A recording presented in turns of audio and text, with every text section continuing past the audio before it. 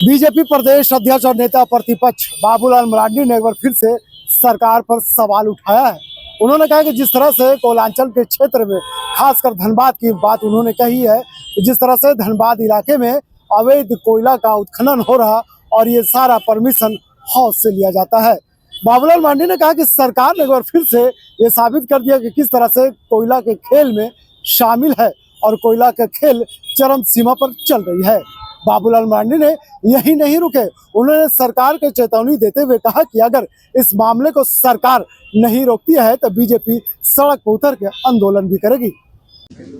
संविधान निर्माताओं को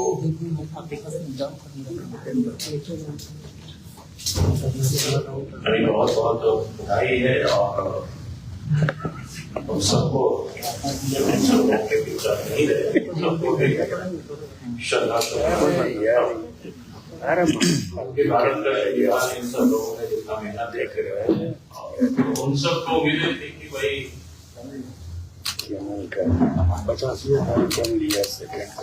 पालिका हो व्यवस्थापिका हो या पालिका हो संविधान के अनुसार ही सब लोग काम करेंगे। लेकिन आज मैं आपको झारखंड राज्य के संदर्भ में और किस प्रकार से काम चल रहे हैं, कैसे लोग काम कर रहे हैं और उसमें से पहला जो अभी आप सब लोगों ने देखा होगा तो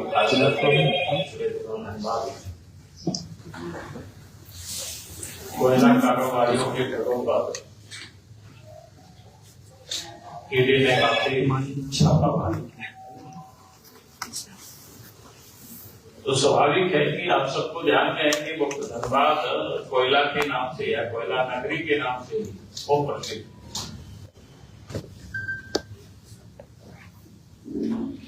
और उसके बाद थोड़ी सी मैंने हकीकत कुछ जानने की हमने कोशिश की कि धनबाद में वो क्या रहा है, इतना बड़ा बड़ा इस प्रकार से अचानक छापेमारी।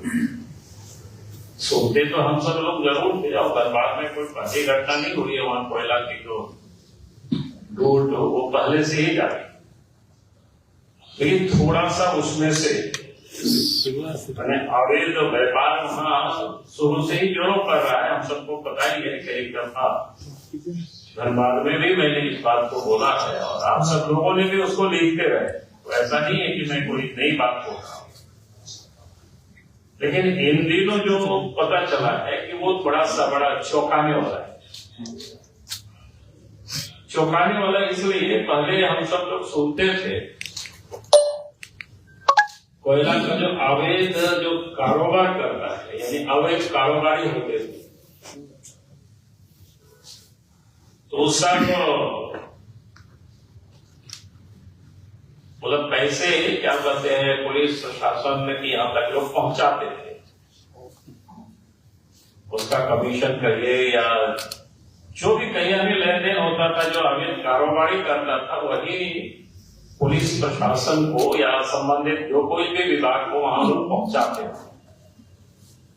तो एक प्रकार से उसको कह सकते हैं अवैध कारोबारी लोग कारोबार करता था, लेकिन उसका पुलिस का संरक्षण होता था या प्रशासन का संरक्षण रहता था। लेकिन आज जो जानकारी मिली है वो ठीक उल्टा मिला है और इसीलिए मैं आप सब लोगों के साथ आज बात को मैं शेयर कर रहा हूं। तो ये बड़ी अपने आप में चिंता का विषय इसलिए कि पुलिस प्रशासन और कोल माफिया जो कोयला कारोबार से जुड़े यानी एक प्रकार से साझेदारी लोगों ने कर लिया है और साझेदारी नहीं बल्कि उससे आगे बढ़कर के जो धनबाद जैसी जगह में शीर्ष जो पुलिस पदाधिकारी हैं, एक प्रकार से अगर हम कहें कि कोयला कारोबार में शीर्ष जो पदाधिकारी है पुलिस प्रशासन ये सारे लोग उसमें इन्वॉल्व है, संलिप्त है, ये सबसे चिंता का विषय है।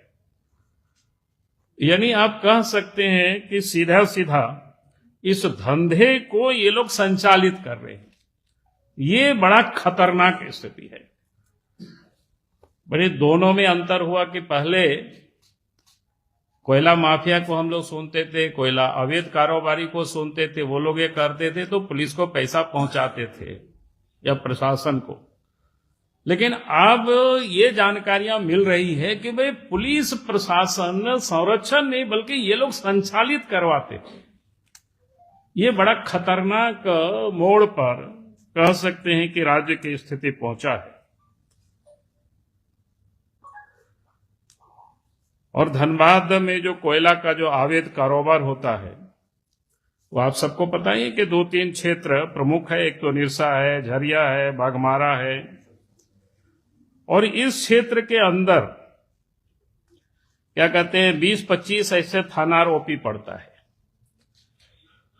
ये जो 3 ऐसे क्षेत्र बताए, और उन क्षेत्रों में छोटे बड़े 30 से 40 ऐसे क्या बोलते हैं अवैध साइट्स है जहां से कोयला, अवैध कोयला जहां से निकाला जाता है।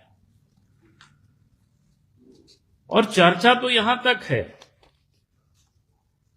कि भाई चर्चा है साइट को प्राप्त करने के लिए, जो हमने कहा कि 30-40 जो साइट है इन सारे इलाकों में धनबाद जिला में, उन साइट को प्राप्त करने के लिए लोग चर्चा है कि भाई हाउस से परमिशन आवश्यक होता है।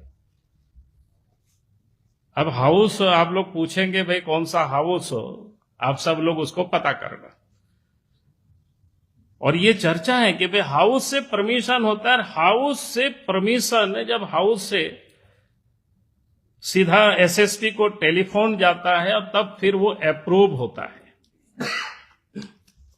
यानी काम किसको दिया जाए उसका अप्रूव होता है। अप्रूव होने के बाद भी एडवांस के रूप में लोग कहता है कि 1 करोड़ रुपया जमा करना पड़ता है और उसके बाद साइट अलॉट होता है। वो एडवांस के रूप में, जिसको बोलते हैं ना, कहीं देहाती शब्दों में कहते हैं पगड़ी, कहीं कुछ लेवी या इस टाइप के लोग बोलते हैं, तो देना पड़ता है।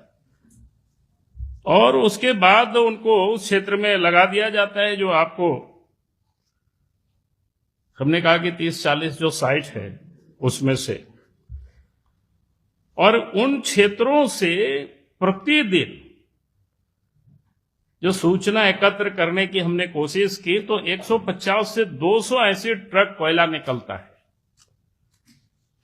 और एक कोयला मैंने कोयला का जो प्रति टन 8 से 10 हजार रुपया प्रति टन जो कोयला की कीमत में वो बिकता है।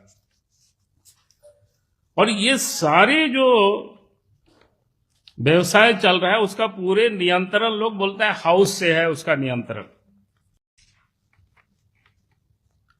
अब लोग कहता है कि हाउस से कोई महाराजा है, और धनबाद के एसएसपी, जिसको कह सकते हैं कमांडर इन चीफ या सेनापति कह सकते हैं, और डीसी को कह सकते हैं महामंत्री, सारे ये लोग मिलजुल करके प्रॉफिट को हिस्सेदारी भी यही लोग बांटते हैं।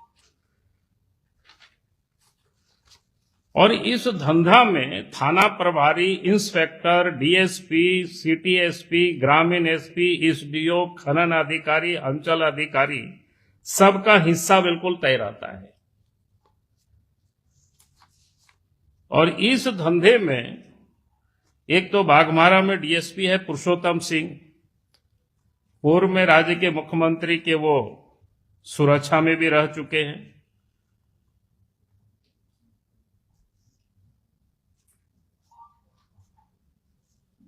मतलब वो क्या कह सकते हैं, वहां के एसपी के दाहिना हाथ है, और एक इंस्पेक्टर है अजीत सिंह, वो बाया हाथ है एसपी के वहां के। और ये सारे लोग मिल करके जिसको बोलते हैं वो धंधा होता है। और यहां तक कि ये जो 2 नाम आपको बता रहे हैं, ये लोग जो थाना को भी बोली लगवाते हैं, मालदार थाना कौन है, कम क्या थाना है, और फिर थानेदार का वहां पोस्टिंग होता है। और यहां तक भी जानकारी मिल रही है कि एसएसपी को मदद करने के लिए जमशेदपुर से कोई रितेश और विकास नाम करके और उनके और भी लोग को बुला रखा है, जो कि पूरे लोग वसूली करते हैं। ये बिल्कुल सर्वत्र, धनबाद में 2-3 घंटे के लिए गए थे, आप समझने की मैंने कोशिश की थी तो लोगों ने बताया। उसके बाद कई एक साइट है, वह लोगों ने बताया तो बड़ा चौंकाने वाले विषय है। कुछ साइट्स को खाली उदाहरण मैं बता रहा हूं आप सब लोगों को, कुछ साइट्स के बारे में जो जानकारी मिली।